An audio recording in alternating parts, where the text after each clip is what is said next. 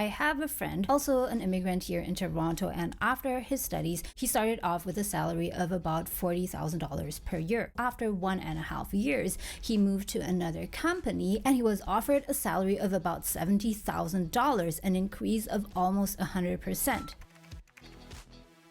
Many people graduate and then take months until they find a decent job. 3 months, 4 months, or even 6 months, and it's just a waste of time. And there is one major problem why this happens, which I'll tell you about in this video. So you spent so much money, time, and effort studying to get that degree, that bachelor's degree, master's degree, or even PhD. And now you're about to graduate, you're excited about starting your working life, but now you're worried about whether or not you'll be able to get a well-paying job. So in this video today, I want to give you 3 tips for how you can get a good and well-paying job after graduation. What do I mean by a good job? Well, a good job is one that you at least not totally hate and ideally has something to do with your future career aspirations. And well-paying meaning that it is not minimum wage and that it perhaps even pays a bit more than an entry-level job. Because what would really suck is, guys, that after graduation, it takes you 6 or 8 months until you get your first job, and it's not even a job that you wanted at a company that you're not interested at all, and you're not learning anything, and you're paid a very low wage, and so you're just wasting your time. So what to do about this problem? It's actually quite simple. As long as you follow these 3 tips that I'll talk about in this video, and as long as you start with these things early while you are still studying, then you have a very, very good chance to get a great, well-paying job right after graduation without even waiting. And that's really the reason why many people fail to find a job, and I can't stress this enough, and that is because they do not prepare themselves early enough. During their studies, they think that they'll just focus on exams, on homework, on getting good grades, etc., and then everything else, the job search thing, will take care of itself later on. But that's not how it works. And that brings me to tip number 1 for how you can get a good, well-paying job fast after graduation,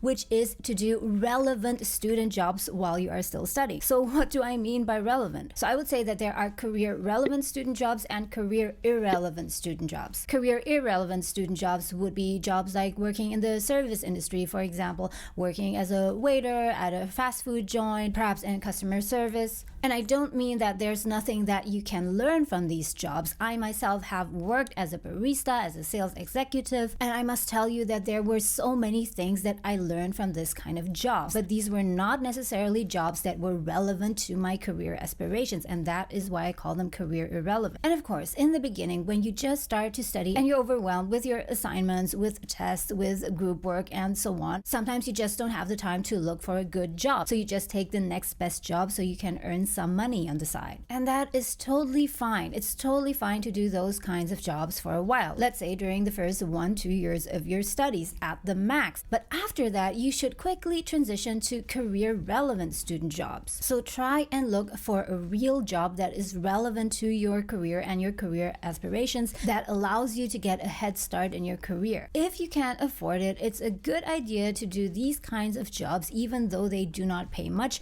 or don't pay at all, because these kinds of jobs will help you build your resume. By the time that you graduate and apply for a real full-time job, you can show that you already have related experience and not just some job at the university, library, or computer lab. The other reason why it's so important to get one of these real jobs while you are still studying is that it helps you to build your contacts. Until today, and yes, even in Canada, as I observed, so many jobs are being filled through relationships, and that is just natural. If you have a good relationship with someone, if you already know someone, there is an element of trust. And of course, it doesn't mean that just because you have these contacts and relationships, you will definitely get hired, but it just makes the whole process much easier, and it can definitely speed up the process. In the end, whether you can get hired or not will, of course, depend on a lot of factors, whether you are qualified, suitable or not, etc. So just because you're a student, don't think that the only jobs that you can get are those typical student jobs or service jobs. When I was studying here in Toronto a few years ago, I got a postgraduate certificate in film business. I actually got a freelance job working as an independent contractor for an entertainment company where I managed their YouTube channel, and they paid me $3,000 per month,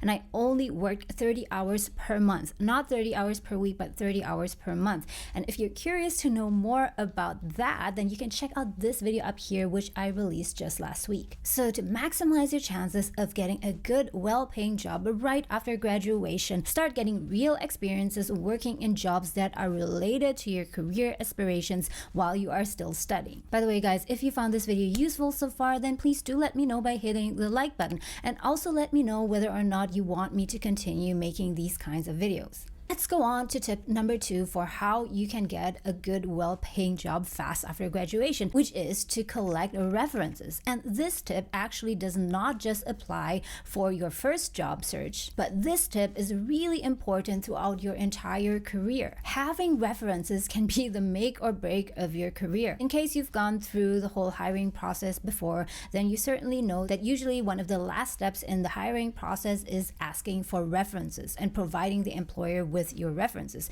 and usually they would ask for 2 to 3 references. And if you're not prepared for this, if you never collected any references, then you will have a big problem. Where do you get your references all of a sudden? And that is why, again, you need to start early on while you are still studying. Let's say that now you're in your 3rd or 4th semester. Even though your date of graduation is still far away and it will take 2 years or so until you need to find your first real job, still start collecting your references starting from now. So what do I actually mean by collecting references? Collecting references simply means that you come up with a list of a few people who can be your potential references for future job applications. And of course, it's not as simple as just listing down these people. You have to observe the people that you know, for example, your professors, your employers, if you had a student job before, and see who of them might be a good reference. Which of these people do you have a good relationship with? Which of these people know enough about you and the work that you've done or your accomplishments during your studies, and who would be willing to put in a good word for you? I'm not going to go into further details on this topic because I made another video specifically on how you can get references, which I will publish after this video. There is kind of an art to getting references. It's not as simple as just putting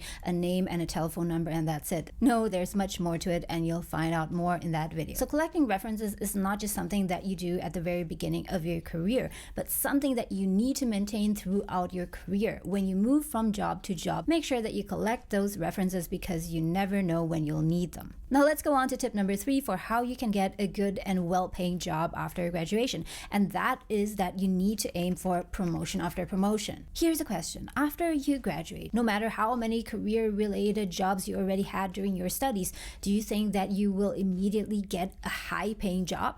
Probably not, because after all, you still lack the experiences needed, and the employer also knows that you're fresh out of school. So now how can you get a salary increase fast? And of course, it's pretty simple. You need to get several promotions in a row. And here's an example that I want to share. I have a friend, also an immigrant here in Toronto, and after his studies, he started off with a salary of about $40,000 per year. He did a stellar job and he was liked by his bosses and all his colleagues, and he stayed there for about 1.5 years, but despite asking for salary increases, it was never approved. So after 1.5 years, he moved to another company and he was offered a salary of about $70,000, an increase of almost 100%. And while you might think that this sounds a bit shocking, actually it's not. The mistake that many fresh graduates make is that they lingered on in their first job that they got after graduation for too long. Let's say, for example, 3 or 4 years. So let's say you started off with $45,000 and you stayed in that same job and same role for 3 years. And let's say that you did a really great job, but for some reason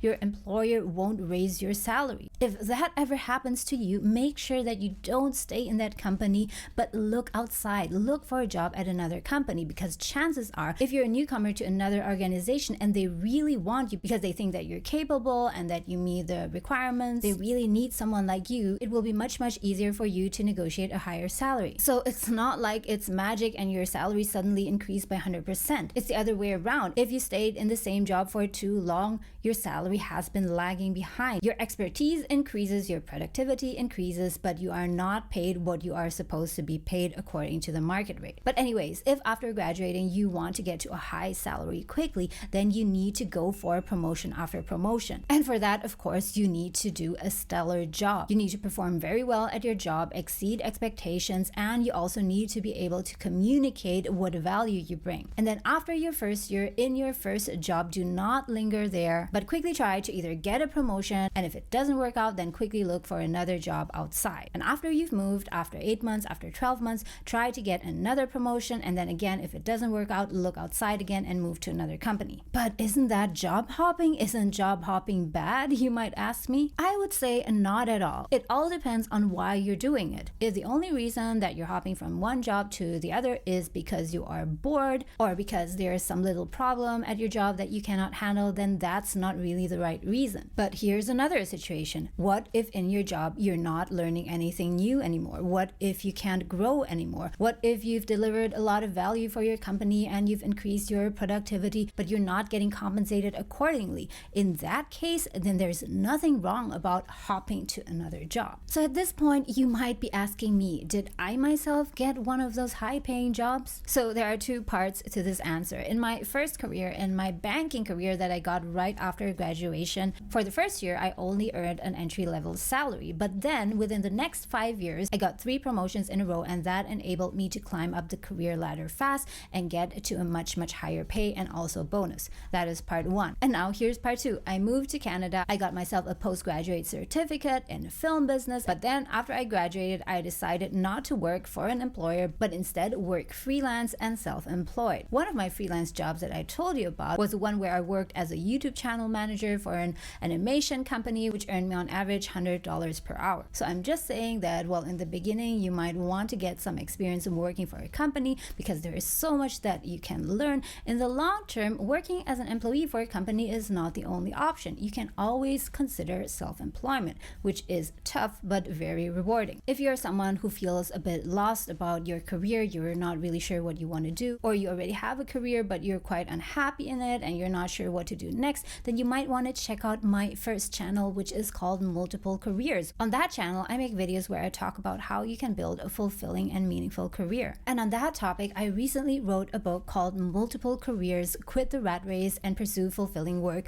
which will come out in April or May, and I'll definitely keep you updated on that. I hope you enjoyed this video, guys. Please do let me know in the comments below what kind of other videos you would love me to make, and I will definitely consider your request. Thank you so much for watching, and I'll see you in the next video.